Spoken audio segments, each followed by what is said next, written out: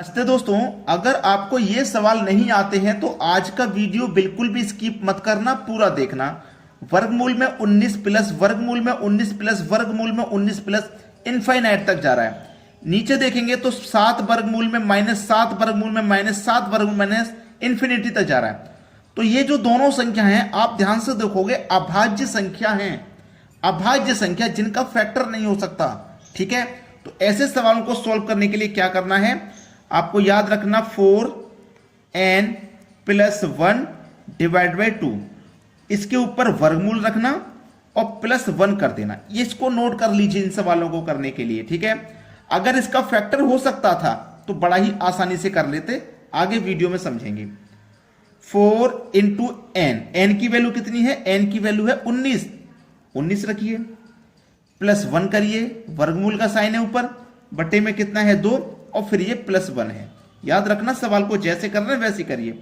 19 चौक 76, 76 में जोड़ो एक 77, कितना हो गया भैया 77।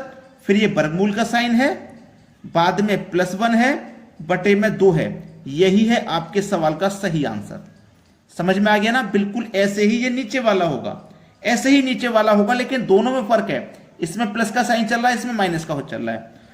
4n + 1 ऊपर वर्गमूल का साइन, नीचे 2। अब ये माइनस चल रहा है ना, तो ये -1।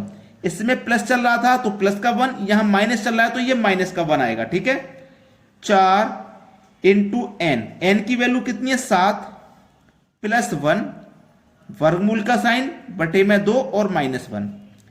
4 × 7 = 28, 28 में एक जोड़ दो 29, 29 ऊपर वर्गमूल का साइन, -1 बटे में 2। ये आपके सवाल का है सही जवाब। याद रखना, इस फॉर्मूले को नोट करके रख लीजिए, क्योंकि जरूरी नहीं है कि आपको ये हमेशा याद रहेगा। आप नोट करके रखेंगे, एग्जाम टाइम पे प्रैक्टिस करेंगे तो जरूर याद हो जाएगा, या फिर 2-4 बार इन सवालों को आप खुद से करके देख लीजिए। ठीक है, चलिए अब देखते हैं आगे। अगला सवाल है, अभी अभी जो सवाल हम देख के आ रहे हैं, करके आ रहे हैं, ये सवाल भी बिल्कुल ऐसे ही है। प्लस प्लस चल रहा है सभी में, इसमें माइनस माइनस चल रहा है। फर्क इतना है कि पहले जो हमने सवाल देखे वो अभाज्य संख्याओं के थे, यहां पे संख्या भाज्य है। यानी कि ये जो 12 है ना, इसका आप फैक्टर आसानी से कर सकते हो कि नहीं? इस 12 के फैक्टर आसानी से हो जाएंगे, लेकिन 19 के फैक्टर नहीं हो सकते थे, 7 के नहीं हो सकते थे क्या? नहीं। तो हमें फैक्टर ऐसा करना है जिनके बीच का अंतर 1 आए। जैसे 12 है ना, मतलब 4 × 12, इनके बीच का अंतर 1 आएगा, ऐसा फैक्टर करना होता है हमें। और अभाज्य संख्याओं का ऐसा फैक्टर होता नहीं, तो उसके लिए दूसरा तरीका है जो मैंने बताया। अब देखो इसका फैक्टर हो गया 4 × 12, इसका अंतर भी 1 है। तो प्लस वाली संख्याएं चल रही है ना, तो फैक्टर की बड़ी संख्या आंसर होगी 4 है सही जवाब। कोई प्रॉब्लम किसी को? बिल्कुल भी नहीं होनी चाहिए। ऐसे ही ये जो 20 है, इसके भी ऐसे फैक्टर करो जिनके बीच का अंतर आ जाए 1, 4, 5 चौको 20, यहां 4 आएगा। इसके बीच का अंतर देखो 1 है, 5 चौके 20, अंतर 1 है। जब प्लस में संख्याएं चलती हैं तो फैक्टर की बड़ी संख्या आंसर होती है, जैसे यहां पे हो गई। लेकिन जब माइनस में संख्याएं चलती हैं तो फैक्टर की छोटी संख्या आंसर होती हैं। तो यहां पे 4 आंसर होगा, 5 में 4 में 4 छोटा है, तो यहां पे भी 4 आंसर होगा। अगर किसी भी बच्चे को कोई समस्या हो तो कमेंट में जरूर बता देना। अब देखते हैं अगला सवाल। अगला सवाल 7 × देखो इस तरीके से अगर बिंदी का निशान है डॉट का, तो ये मल्टीप्लाई का साइन होता है। ठीक है, अब एक चीज समझ लीजिए, आपने कभी कभी देखा होगा 7 ऐसे, ये है दशमलव, और ये 7 ये रहा। अगर नीचे पॉइंट लगा हुआ है तो ये दशमलव का पॉइंट है, और बीच में पॉइंट लगा हुआ है तो ये मल्टीप्लाई का पॉइंट है। समझ गए? इसका मतलब है मल्टीप्लाई, और इसका मतलब दशमलव। अब ये मल्टीप्लाई है, बीच में लगा हुआ है तो। और जब मल्टीप्लाई में संख्याएं चल रही हैं, ना प्लस में ना माइनस में, मल्टीप्लाई में संख्याएं चल रही हैं और इनफाइनाइट तक जा रही हैं, तो वो स्वयं ही आंसर है। 7 ही आंसर है।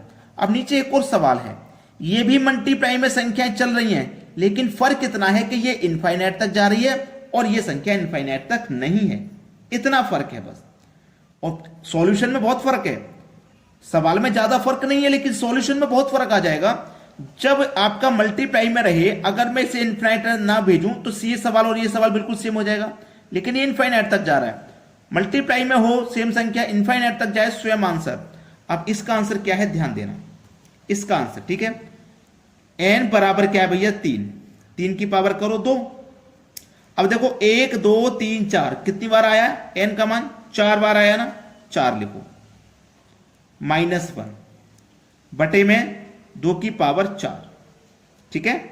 चलिए अब यहां पे आप करोगे 2 की पावर 4 का मान कितना होता है 16, 16 में से करो -1, 2 की पावर 4 का मान 16, 16 में से गया 1 15 बटे में 16, और ये सब 3 के ऊपर है पावर, ये सारी पावर 3 के ऊपर चल रही है कि नहीं चल रही, तो ये पावर भी 3 के ऊपर होगी, यानी कि 3 की पावर 15 बटे 16। ये आपके सवाल का है आंसर। सॉल्यूशन में बहुत फर्क आ गया कि नहीं, सॉल्यूशन में बहुत फर्क आ गया। अब देखते हैं आगे, अगला सवाल है 4 + 4 - 4 + 4 - 4 + 4 माइनस, इस तरीके से इनफाइनाइट तक जाएगा, ठीक है, इस तरीके से इनफाइनाइट तक जाएगा। अब नीचे एक और सवाल है, ये प्लस से स्टार्ट हो रहा है और ये माइनस से स्टार्ट हो रहा है, दोनों में फर्क है, ये प्लस से स्टार्ट हो रहा है और ये माइनस से स्टार्ट हो रहा है।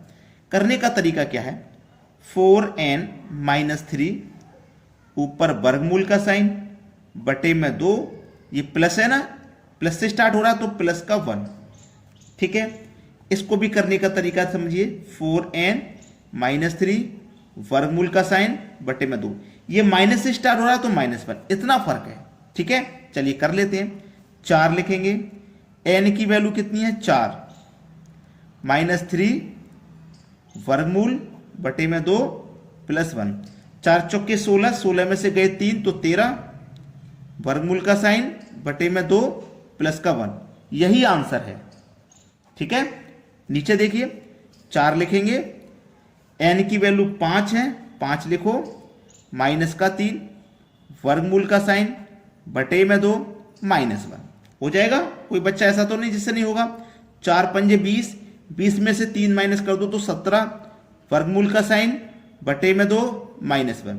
ये हो गया आपके प्रश्न का बिल्कुल सही जवाब। सभी बच्चे कर लेंगे, कोई भी बच्चा ऐसा नहीं होगा जिसकी समझ में नहीं आया हो। अब एक लाइक का बटन दबाने के लिए रह गया आपसे, उससे आप दबा दीजिए हमारी इस मेहनत के लिए, ठीक है दोस्तों, धन्यवाद।